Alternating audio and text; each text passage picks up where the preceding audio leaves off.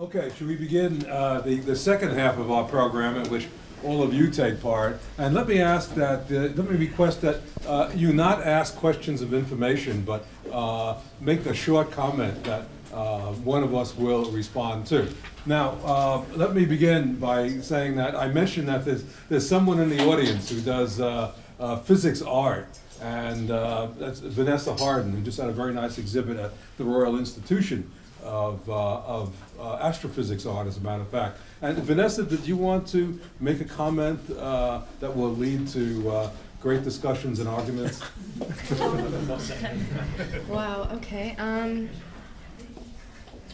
Well, it was funny initially, before when you were speaking about art-inspired science and science. You also collaborated with scientists. Yes, yes. So I guess a little bit of what I do is I'm an artist / designer, and I'm doing a project actually right now with the astrophysics department at Imperial College. And one thing that I noticed as I was, I guess, attempting to discover the realm of science and look and see whether there was this relationship between science and art and science. Although there is many examples of science inspiring art, there actually are some examples of science inspiring design, or science inspiring art. Art inspiring science. And I wanted to just quickly mention, for example, William Gibson, and how the idea that he inspired, through his book, Neuromancer, inspired the internet. And how many sci-fi writers, or many different types of writers do. Literature. Yes, many writers do actually inspire science, and I think art also has the same sensibility. I'm sure Dali has inspired quite a few different scientists as well, because I think it allows you to think slightly outside the box. And I know that working with astrophysics, it's not about proving something; it's about disproving something. And I'm wondering if there's anything you'd be able to add to the idea of disproving with art or disproving with science, and the idea of proving or disproving rather than. I just want to add that Dali, on Dali's bed table after he died, we found a copy of Schrödinger's What is Life? So I'm not sure he inspired any science, but that's true. Yes, one of you want to respond to that? Only in the sense that it kind of doesn't worry me. I mean, why should it be a problem whether art has inspired science? I think we have, as artists, we have a kind of particular role of communicating certain things and certain ideas, and I think one of the things I was kind of interested in thinking about during the break was this aspect of mirroring, in a way that we make work that is common to people to see and mirrors a kind of experience, and we're kind of sharing things about the world, and some of that comes from science and some of those ideas, and some doesn't. And I think that's kind of really important about what the object of art as well. It's kind of interesting. I was trying to think and articulate it a little bit, but scientists I've spoken to are very much interested in an idea or a theory or a little statement, a few little words. But actually, I'm really interested in something that's real, in a sense, that's out there. I mean, even if it's a projection, it's something that's quite material that affects other people in a kind of much more heartfult way, kind of shared. Well, to take issue with you, I mean, scientists are interested in, depending on what level they're doing science. I mean, many artists just, paint still lives and chug them out, and that's it. I mean, Picasso used to produce it as, when he was younger, 400, 500 paintings a year. Most of them were paintings of dead flowers, which he'd make money on to fund Les Demoiselles d'Avignon and things of that sort. So I mean, then there are scientists and artists on a very high level who do think about the cosmos and how it does affect people. Is there anyone else that would like to contribute? Michael John? Michael John is the director of the fabulous Science Gallery in Dublin. Okay, so I sometimes find that kind of, does art inspire science or does science inspire art thing can get caught in a strange sort of dyad. And I suppose when one looks at the range of collaborations between artists and scientists, it seems that there are a number of different dimensions, and it's and a number of different possible things that can emerge from those collaborations. So one dimension which we haven't perhaps discussed. And, well, before I go to I suppose I mean, I think there are lots of examples of science inspired by art. One thinks of Kenneth Nelson's tensegrity sculptures and how they inspired Donald Ingber's model of the cell, the cellular biologist in Harvard. Oh yes, there So there are plenty of examples of it. I don't want to be misunderstood. And you know, I think Mandelbrot was inspired by Dali in looking at you know, the notion of self-similarity from the famous Dali painting of the skull, where you see the skulls inside the eyes of the skull and so on. So you know, you can come up with examples, but I think that's sure, absolutely. I think it's more interesting to think about other dimensions of the relationship. And you know, one other dimension that hasn't been discussed tonight is what you might call sort of precautionary art, which is you know, the artist as the canary in the coal mine of science. So you know, there's an amazing description by Marshall McLuhan where he talks about, you know, art as foreknowledge of the psychic and social consequences of the next technology in understanding media. And that's a really interesting role of the artist. And many of the artists, and some of the artists in this show, look at this ear on the arm. You know, for me, that is an artist who is exploring the territory around, you know, what are the, you know, the psychic and social consequences of the next technology. And it's a critical role of the artist, exploring speculative areas of science. And I think that's a really important role of the artist. And so I think it's easy to get stuck in the question of should science inspire art, or should art inspire science? But perhaps there are more interesting things that can emerge from that conversation. And some of them might be critical questions around the directions in which science should develop. That's a good point. Does anybody in the panel want to comment on that?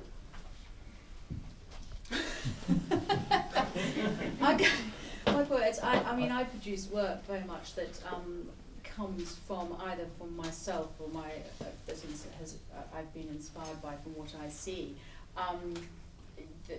Yes, it is certainly something that artists should look at, because they highlight things. I mean, certainly actually the last piece of work that I've been involved with is actually, in a sense, but documenting old processes that are going out of fashion in the medical world. So I've been taking casts in glass of the radiotherapy casts that are taken of patients when they go through radiotherapy, and they have a plaster cast taken of themselves, and from that they have vacuum formed a shell, a plastic shell, which then the cast is just chucked away, and the plastic shell is then used for the radiotherapy, so the laser can pinpoint every time, it's precise to where the tumour is. And that, in a sense, I'm sort of, unbeknownst to me, I suddenly realised I was documenting a process which was being chucked out, and there's only about a couple of places now, there's only a couple of mould rooms left in Britain which is still doing that. Because the foam moulding has come in now, so the patient has a kind of, it's almost sort of Doctor Who-like, this kind of quite scary mask that goes over the top. More comfortable for them, certainly. But it's, I mean, I suppose I do the stories about how the processes that happen as people are going through the journeys. So, yes, in the medical field, that's what I'm doing at the end. So, yeah. Well, I think that there's lots of fabulous art, I mean, really interesting artists who are questioning all sorts of issues. I'm just trying to think about particular ones, actually, but I think that is one of the could be considered to be one of the roles of the artist, is to question, and maybe that allows, where else is the territory to do it in life? I don't know. I mean, it's sort of, it gives you that, there is a freedom to do that in some ways, depending on where you show and so forth. I mean, one of the pieces I did recently, a commission at Oxford University in biochemistry, was implicit in the conversations and the dialogues I had with the scientists there, the biochemists, was this idea of using animals from to experiment on, even if they're just nematodes, living beings, creatures, and so that was embedded in the piece of work I made, although it was subtle.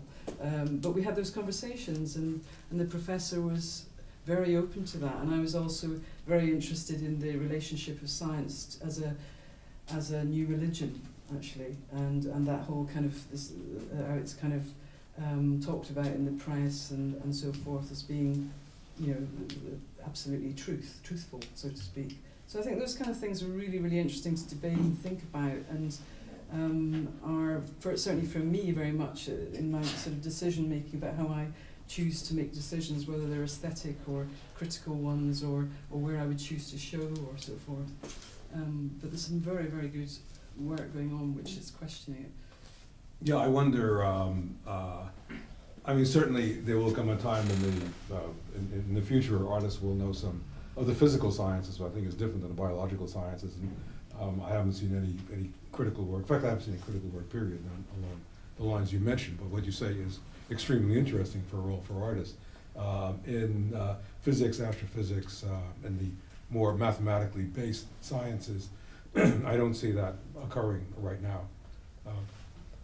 No, I just concur. I think there are embedded in the arts, critical artists that are work in that fashion, and I commend it, and I think it's really useful. It's not what I do, it's exploring the ideas and how they affect us, which might be part of that process, but it's not the real critical pinpointing of problematic aspects of that kind of work that's being carried out. This is certainly more to the situation than this double-pointed arrow. There's more subtleties here. I'm glad you brought that up. But bringing that up, it's quite interesting then to ask, if there's somebody being kind of critical in that phase, can you get your third type of, Well, sure. If they're so, why not? Yeah, that's the person antagonistic to it. That's the person who can do it. Yes? Shelley, James, I noticed for the last exhibition where there were slices of brain on exhibit here, how risky, how frightening people found that, and so just the very act of dealing with science, taking it into a gallery like this, seems to be quite controversial and quite risky, and I think Robert and Charles are doing a great job taking those risks here, because this isn't commercial work in a way that one would normally understand it, and I think that's very brave. It isn't controversial enough, actually. It should be more controversial. Anybody else wants to venture? Yeah. Marius Quint. As a historian, I'm always asking the question, I suppose, how new is this apparent trend towards referencing scientific practice rather than metaphysical ideas, in which science is a subset. And so I'm thinking just back to examples, Leonardo, but also modernist examples, the use of new understandings of the science of perception by the Impressionists and so on. And I'm just sort of wondering how, I suppose, the various commentators here and artists think of their work as either being new or traditional. We're looking at a collaboration between artists and scientists. And that perhaps, that's new. Okay? Yeah. Picasso was affected by science, but he never knew scientists. Leonardo, to some extent, branched the two, but I don't really believe that. And but in the latter half of the 20th century, one does see a collaboration between art. In that sense, it's new. But I think it's new. Sorry, Susan Aldworth, I'm an artist. I think the collaboration also has philosophical implications. I don't think that artists are just going to collaborate with scientists. I think they're curious about the human condition, and I think they're curious about a sort of materialism that's come about that we expect, particularly in terms of neuroscience, that neuroscience is going to give us the answer to who we are. And so I think that our dabbling in science is a much wider cultural investigation than simply science, which is why I'm very uncomfortable with your third culture, because I think it's about curiosity. I think the scientists have the curiosity, the artists do, and I also think that the philosophers and everyone else does. So I think that it's ghettoizing it somehow. No, well, what I mean by a third culture is that the major problems we face today, for example, consciousness and so on, can't be treated, and this was known a while ago, with physics as it's interpreted today per se, biology, psychology, and etc. There have to be changes. And some believe that these changes will fast and asymptotically converge into this so-called third culture. That's all I'm saying. Yeah, I mean, physics is about, even quantum physics is about neutrons and protons, dead matter. We're comprised of neutrons and protons, but we're greater than the sum of the parts. A trivial statement, but we are. And how do we grasp that?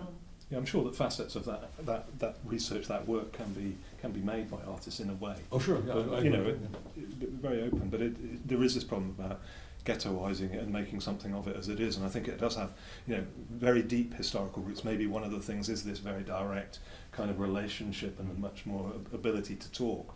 But I mean, I think that's kind of interesting because it seems to be that's happening in the world. I mean, lots of different scientists are talking to each other.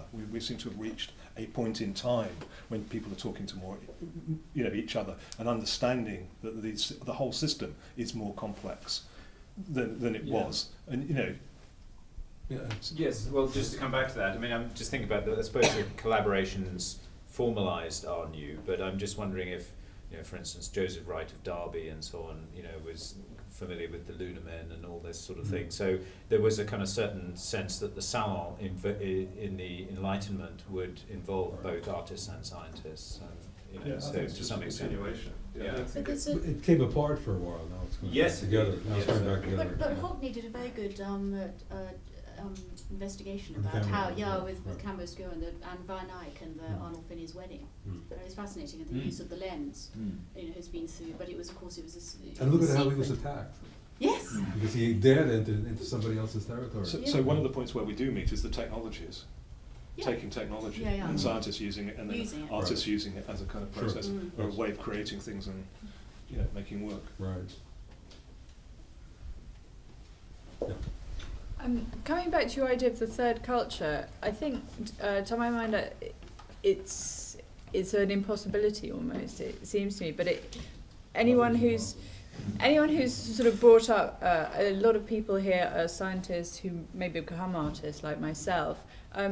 When it starts at sort of secondary school and even primary school, you get these divisions, and you know, children are naturally curious and might express that in multiple ways, but you get channeled, or you have to make decision points during your career that you have to. And I personally became a scientist and studied biochemistry at Oxford, and then decided to reroute, and I think it's far easier to go back to art, having the nature of it is probably a lot harder to go back into a science degree later on in life, so it's probably why there were more people that could do it in that direction.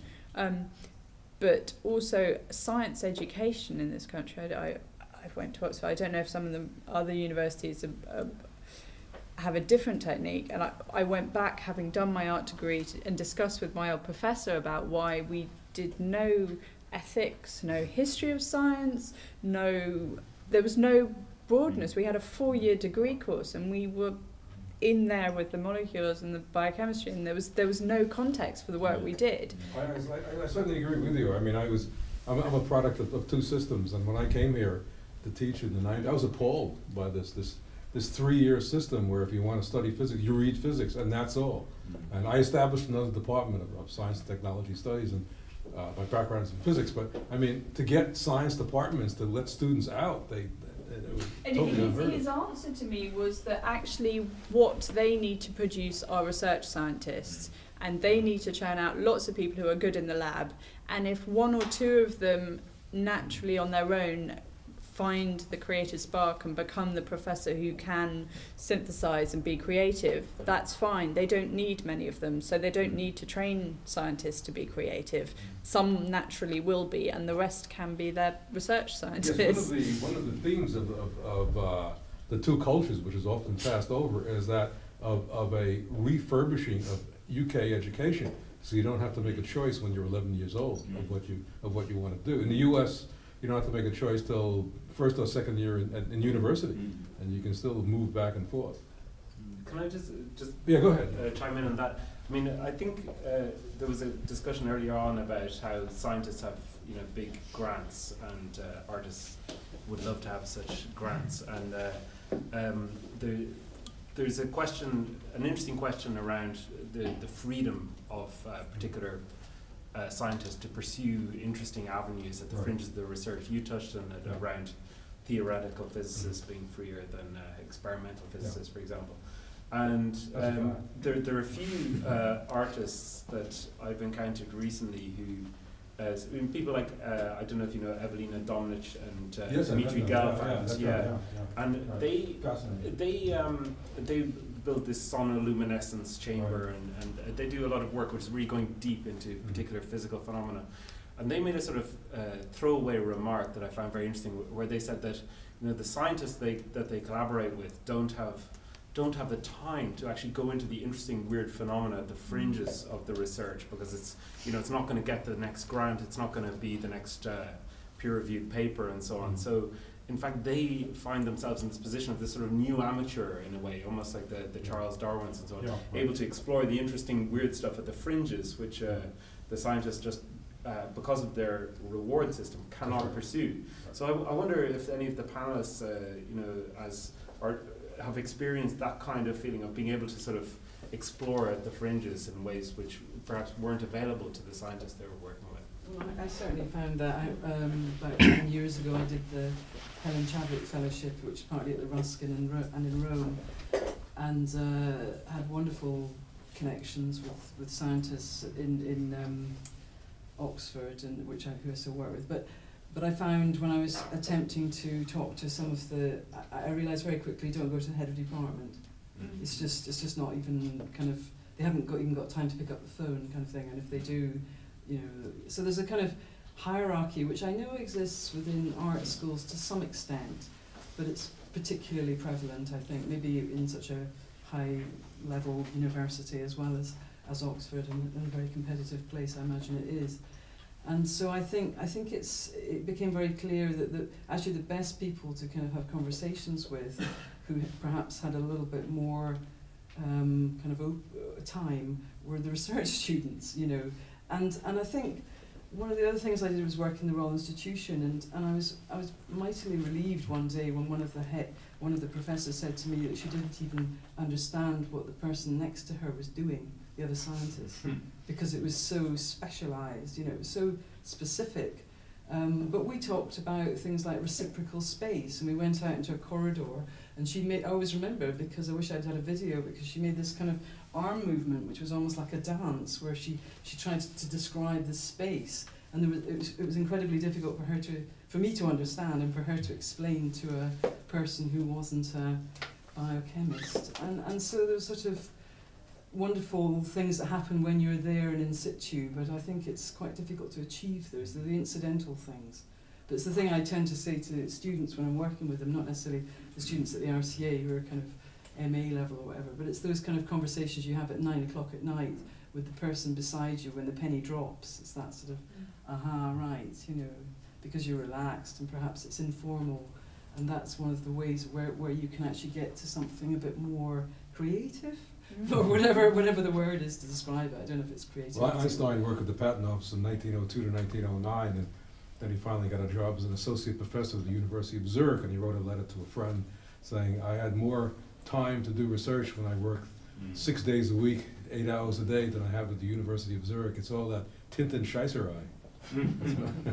Late night is very important.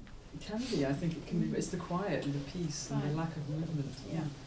Andrew? Well, I was just thinking, I mean, not directly related, but another kind of interesting thing that one of the things about working in labs and going and visiting people is how it works and how it operates, and the notion maybe that a future way forward in some art aspects could be working in teams more. And I found that very refreshing in a sense, going into a lab and people talking to each other, in this case, about their work a lot more, and the notion, and breaking the notion of the kind of lonely artist in this is Garrett, who's been quite important as kind of influencing me, and about the way of practice, about being open and talking to as many people as possible about ideas and forwarding it in that kind of way. I mean, the arts tend to be can be very but did you find that when you had your creative idea that it occurred when you were alone? Well, that's one of the issues about then how you deal with that. Yeah. But I do foresee that there are ways of kind of making work in the future that might be different from that, because one can't possibly handle all of the kind of ideas and the technologies as well. And you need people to have input in that front, Right. other creative people in a sense, to say, well, actually, have you thought about doing that? Could you push it in that kind of way? So that's a kind of interesting thing. I mean, and the whole scale of that, which is, permeated universities in a sense and art schools. I mean, there's now a research culture and how that fits in, and maybe that's another aspect to talk about, how the science of making work is affected in the way that the word is now in the notion of a paper has influenced the art schools and things like that. I mean, that needs unpicking as well, because that seems to me to be having a detrimental effect in art schools, in a sense, because you can't just rely on the image. You've got to explain it. Applications are for grants that are all in words. You can very rarely put in anything with images, which is extraordinary when you're a visual person or a tactile person. Well, it's a So this is problem. extraordinary kind of worlds Yeah, abutting each other. when the Slade was thinking of instituting a PhD in art, it was, what is that? I mean, if you submit works of art for PhD, some people will like it, some people won't. So we decided on, text and image, and it unfortunately had to be like that. But, yes. Yeah. I didn't make it to either of the previous debates. Oh, okay. I'm sorry I couldn't come. I'm wondering if you had any scientists on your panels. No, Or it if you was only, considered- well, I'm here, my background is in science. Have you Otherwise, considered besides having me. other scientists? I'm just interested because Well, no, we only had, we had to make a decision, Robert and I, and we decided to have only artists on the panel. But the discussion could run beyond this, and I served the role as the token scientist. I think that would have been very interesting It would be as like another yeah. aspect of this. It might have been, Yeah. I mean, perhaps, not, but. this isn't, particularly it's Yeah, about because it- creativity and yeah. things like that, like your question. Yeah, it's Because difficult to talk how about a it's scientist's creativity, Yeah. because I don't know, I can't get inside there. Well, you work Yes. with but you work with scientists. Yeah, I know, Yeah, but you don't know they're But creative. you were there, Well, I but you mean, don't know how they tick and how they work. You comment don't, on it, you don't see those silent moments. I know how I work in the studio Yeah. and how I operate. I mean, But you discussed with scientists your work, didn't yeah. you? And what did they Well, say it's- to you about? But it'll be interesting to know how Well, they were- they you know, actually But look the at thing it. is that they're commenting on another language then, you're asking them to comment. Oh, but you're going back So to the you're- language situation, I Yeah. think that's a red herring to a certain extent. And it's very difficult for, Mhm. I think to it's cross that boundary, I Really? think. Okay. There's a lot of trust Yeah. needed. There is a commentator in France named Claude Lévy-Leblond. Have you heard of him? He's a very well-known physicist. He's the sort of person that can only emerge in a Mediterranean culture as the scientist who writes a column every 2 weeks on whatever moves him. And he wrote a book with a very, very clever title to translate. It's Neither Science Nor Art. And he thinks science and art is a load of rubbish. And one of the reasons he gives is that there's this language problem, that the scientist comes from France, the scientist comes from France, the artist comes from Germany. How can they understand each other? Well, easy. There are dictionaries, number one, and number two, you can become bicultural. These are old arguments from 30 years ago. Thomas Kuhn and incommensurability. I don't know if any of you ever heard of that. It's sort of dead now. But this language thing, you can learn to speak each other's language. But at any rate, for whatever, I mean, you may have a point, but we decided just to have the artist on board and myself with a PhD in physics as the token But scientist. again, that's been an interesting thing working with scientists, because in a sense, working with Richard Wingate, one of his experiences is explaining things to me, and I think he was reflecting then, and it's gone on to kind of Yeah, take he's it translating seriously it, right. about how you translate it and Right. how he Yes, translates absolutely. it to his own students. That's great, So that yeah, whole that's kind right. of involvement Yeah. is growing up through Absolutely, those yeah. conversations. I agree with you. That's very good. But I Yes. think that Oh, word, sorry, no, yeah. I was just going to say that word translation feels a very poignant one in this situation. Translation. That's not the way to put it, Connections. is it? you Yes, know. yes. I mean, we've been talking about this, Susan and I, and we all Yeah. have in one way or another informally, and it feels to me it's not about the difference, it's about the connections, it's about the bridge, and I think one of the other experiences on a very practical level is, generally speaking, and I think it fits into what you were talking about in relationship to the way that scientists work in terms of grants and being busy and so forth, or what I was saying about being busy is often it's the artist who goes into the scientific environment to you know, to go to have those dialogues, to have those conversations. And I think what can be quite interesting is when the scientists, I don't mean necessarily comes to a gallery, but the studio or something like that. I mean, I've tried to sort of make that happen and find it very useful, you know, and in terms of just the different space, the different place, the different context from which things are talked about. So there isn't all the wonderful gadgetry of the big computers and things. It's actually fundamentally what you want to bring there into this other environment. You know, I think that's quite interesting as part of the process of generating things. Absolutely. But then they start seeing exactly, because you're talking about the periphery. I find the periphery is the thing that fascinates me. And so when they're doing their major thing, I'll be looking at something to the side and so pointing it out to them. They'll say, no, well, it's this, this, and this. Yeah. And then when they come to the studio, of course, they suddenly see what they think is not particularly interesting, sort of there in 3 dimension in front of their eyes, which can sometimes make them rethink what they've been doing. It's pictorial, visual. Yeah. Yes. Hi, Vesma. My question is that some of the artists' work involve patients, especially in neuroscience, and I wonder how much of the end product has been shared with patients and whether it affects their, as it becoming a positive thing and it has a therapeutic outcome.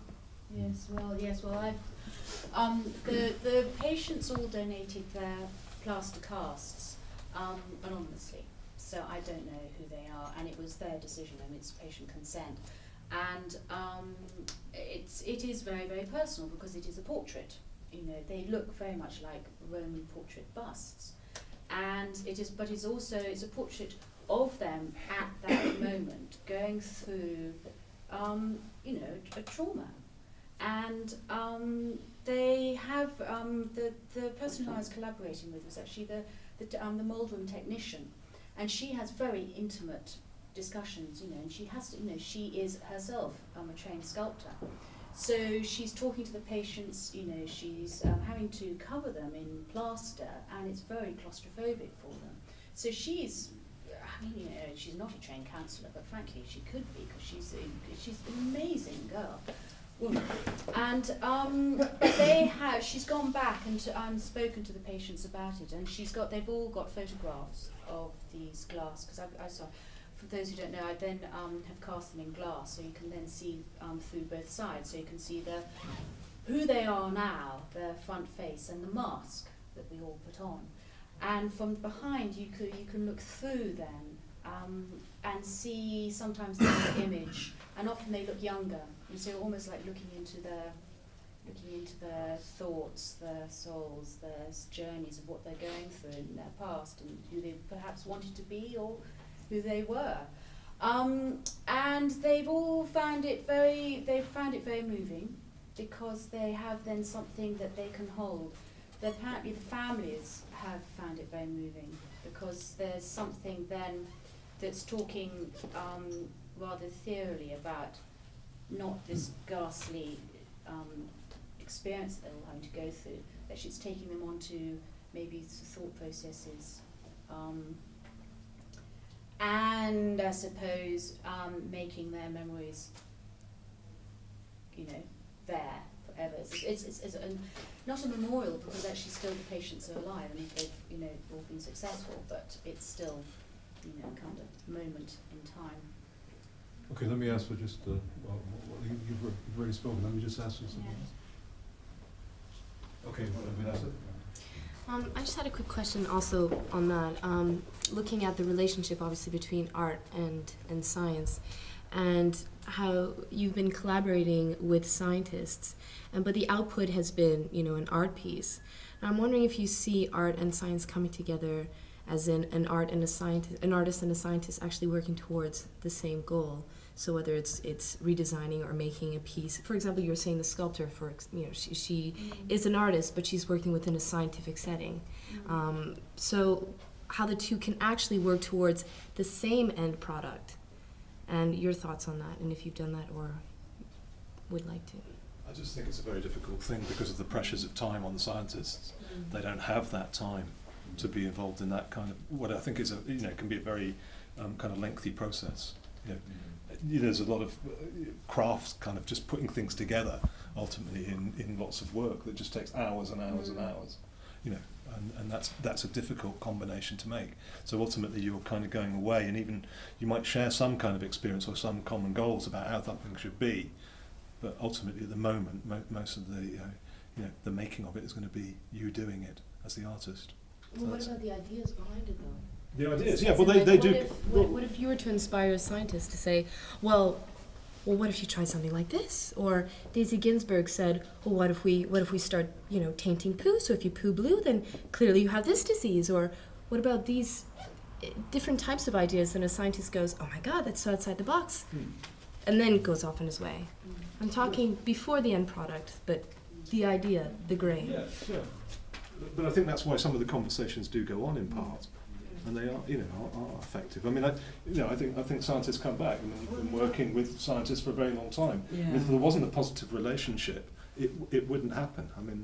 The psychologist I've been working with, she researches into vision and colour, and she's certainly come to me for help because she wants various lenses, or glass dishes or something where there's no possible refractional quality, so she gets the purest colour and things like that. So I've try to help her in that way, but that's because she needs help with objects for an experiment that she's starting to devise because of her project. So that's as far as I've gone. Well, I was just thinking that it was always when I did some work at the RI as well, and put on a show of the artists, the scientists' work. It was an open submission. It was a very kind of modest thing we did in one of the labs, and I think that there's a wonderful relationship between thinking and initial drawing, diagram, the whole kind of process of the immediacy of when things just first come out. And I have a feeling, I don't know if it was you, Andrew, said to me, but once something about your Wingate doing some diagrams or something like that. But I cherish all these things. I keep them all because I think those kind of moments of how you have a dialogue, how you translate something from something incredibly difficult to explain, and in art too. I mean, sometimes I'm trying to explain something, why we cannot possibly do something like that, because it would be awful, or it would be great, or it would be, or that would be like, the rationale. But anyway, the point is, what I'm trying to make is drawing. I actually thought it'd be a very interesting idea to have a show of early collaborative processes that happen, at the beginning, which wouldn't necessarily be about text. It would be about. Yes, it would be very interesting because there are many shows of scientists. Yeah. There are many shows of scientists' drawings. Yeah, because I think the point was, I think with Richard, that I was embarrassed because he was doing more drawing than I was. Yes, that's what it was. And that was the swap round role. The scientists do draw. Yeah, but. I would like just to add, because I'm working on EPSRC funded big project which include artists, scientists, engineers. So the task was to bring all people together and they should produce something like, and we already have now 25 projects. So artists, scientists, engineers work in teams really to bring not the final product, but to bring ideas together. So it is very successful. It is called Bridging the Gap, and it is really well funded. So this is at Sheffield Hallam University, so I know that case. But really, it is very successful. Still very much tension, contradictions, arguments between artists, scientists, engineers.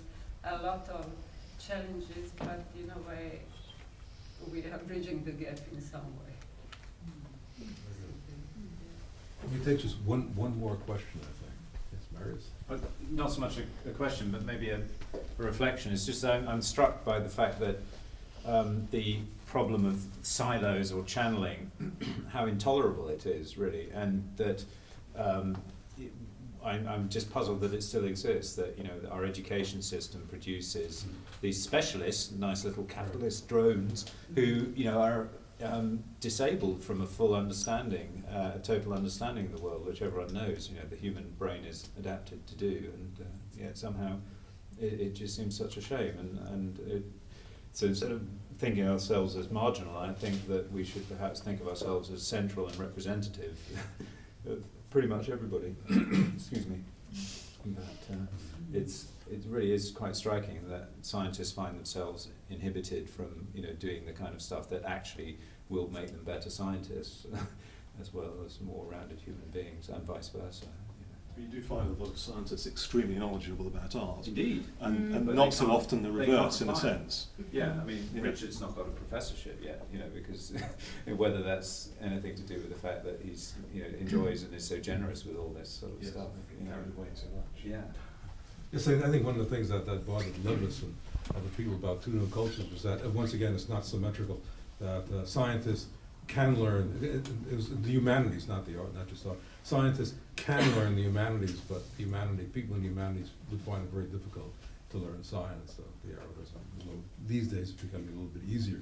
But having come from a U.S. educational system, it's very broad compared to what this is. And notably, I was fortunate enough to go to University of Scotland, which you could also, likewise continue. But then consequently, do you think there are more artist scientists in America than there are here? Or, Art science is relatively new in America. No, it's not. Yeah, It so doesn't go.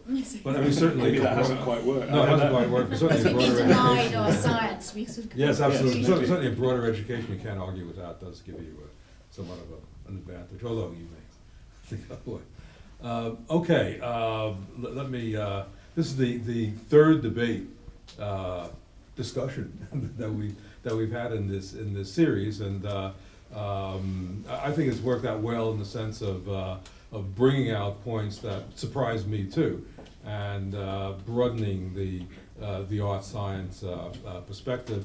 Let me say again, it's been an honor for me to work with Robert Devcic, who has brought art science to this gallery, and also to London as well.